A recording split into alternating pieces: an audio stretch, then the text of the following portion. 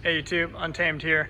So I figured I would do a quick video for you guys and let you know, well, you can already see and tell by the title, I did end up selling my 2017 GT350R, my Shelby. So honestly, this one is a little bittersweet. As you guys recall from my previous video, I did put it up for consignment with Park Place Ltd. out here in Bellevue, Washington. This is just one of the showrooms. I actually came in here hoping that they maybe might still have the GT350R still right here. This is where it was parked. Unfortunately, they've already moved it and got it for transport for the buyer by the sounds of it. So they did sell it, and they sold it for what we're trying to get for it. I had it posted privately for probably, I don't know, collectively probably like 7 months, okay? And I just wasn't getting any traction on it. So you guys recall, ended up trading in my Camaro ZL1 back in the day for it, back in the day, as if it was forever ago. It was about a year and a half ago, 2 years ago now. And I paid $69,000 for the GT350R. I bought it from a Porsche dealership of all places in New Jersey. And that New Jersey bit is important to reference just because that required some shipping. That required a little bit of creativity, sending it over from New Jersey to Wyoming, where I lived at the time. It's bittersweet because A, it's good that I got rid of it, right? So I got rid of it. I'm going to be, and you guys don't know this, but I'm going to leave Seattle in a year. So this is only a year job that I'm out here for. And then I'm going to be going to the East Coast right afterwards. So it's good because now I'm not in a position where I need to try to figure out another transportation plan. You guys know that I bought that trailer and I trailered the Shelby over here from Wyoming just a couple months ago, right? That saved me potentially, $1,500-ish, just transporting it. Probably would have transported it, through a covered transport service, fully enclosed trailer. And those tend to run a little bit more of a premium, of course, rather than the open trailer. Open trailer from Wyoming to Seattle to Washington here probably would have ran about $1,000, okay, give or take 100 or so.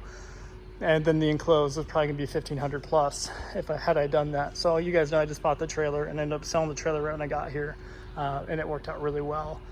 But here in a year, not even at this point, when I move to the East Coast, I was gonna find myself in a very similar pickle, right? Where I'm not gonna be selling the Land Cruiser. Love that thing. We're keeping that on board. But then and same goes for, I want to be able to have a truck too. So I just didn't want to have to buy another trailer or rent another trailer and drop a couple more $1,000 just to get the Shelby over to our next location. So there's kind of a silver lining to it. It's just a little bit less of a hassle, a little bit less of a headache. It sucks because, as you guys know, I didn't drive it, right? And that's a shame. I pretty much threw away $9,000 is what it ended up looking like over the course of the year and a half, 2 years that I had it.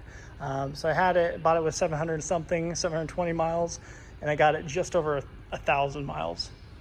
So just a few hundred miles, not even really technically out of the broken in phase before selling it. So kind of a drag, but I don't know.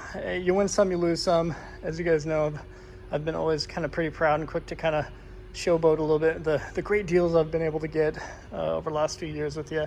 But you win some, you lose some. If you're not willing to take a loss here and there on these types of vehicles, you probably shouldn't be buying these types of vehicles, right? So it's still a good experience. I'm still happy to say I've owned it, but I do wish I maybe got a little bit more use out of it, which is the only shame of the entire thing. But like I said, moving forward, that does allow us to be down to 2 vehicles before we move here in 10 months or so. So that's a lot more convenience on the family. And I've said it once before, and I should have taken my own words to heart. When I had that GTR, if you guys recall, I had the 2014 R35 GTR track edition. I had that for about a year and a half. And I didn't put a whole lot of miles on that. When I had that, I lived in Italy, and I just wasn't able to drive it that much. Insurance in Italy was insane in the membrane.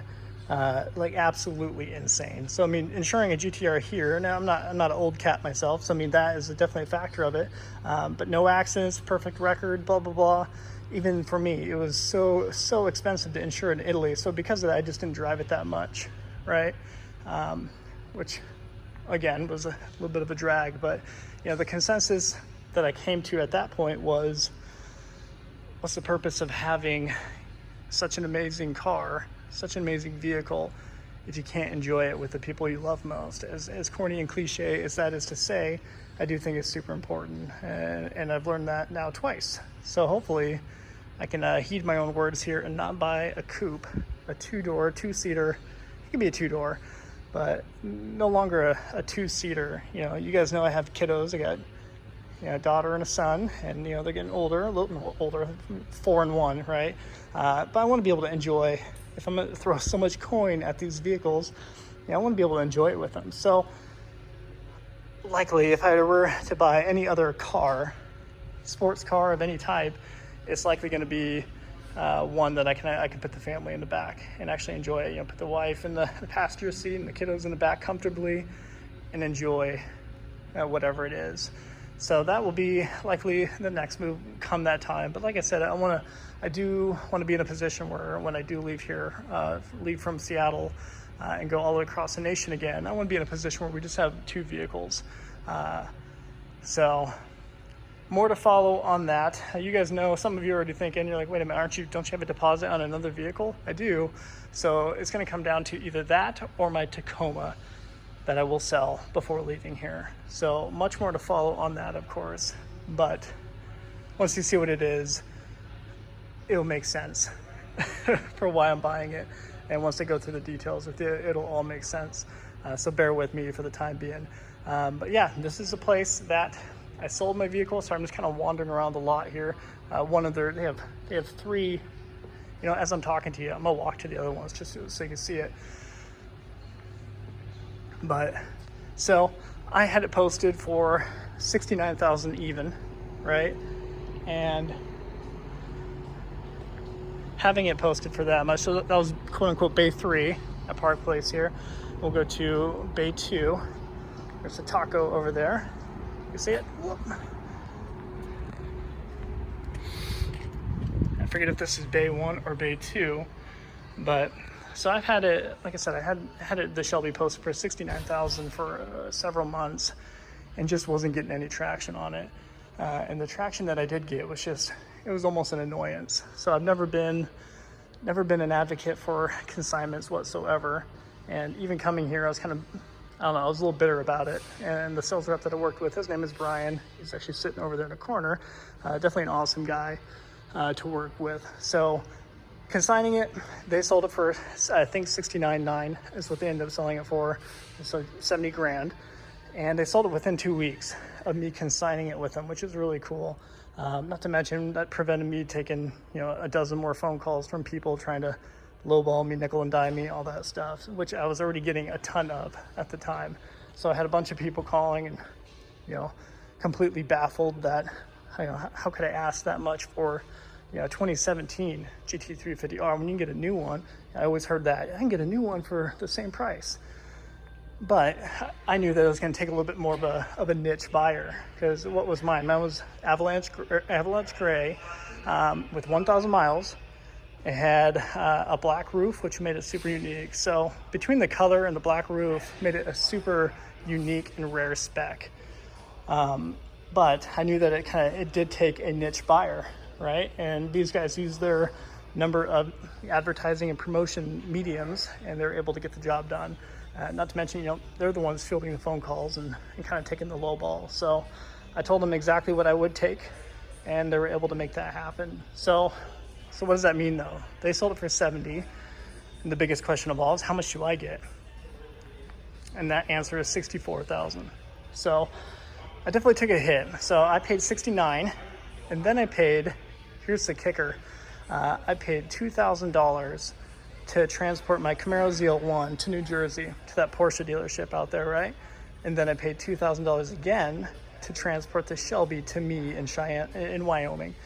So there's another $4,000 on top of the $69,000 that I paid for it. Again, 300 miles ago, if that. So definitely bittersweet.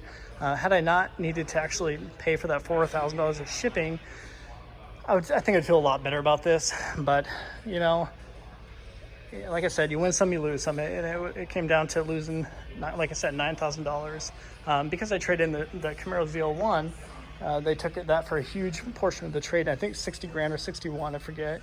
So I didn't have to, repeat payment for tax, if you will. So a lot of you guys are quick to ask that question. Like, wait a minute, didn't you pay tax on it? And you essentially lost more. So that was not the case with the Shelby.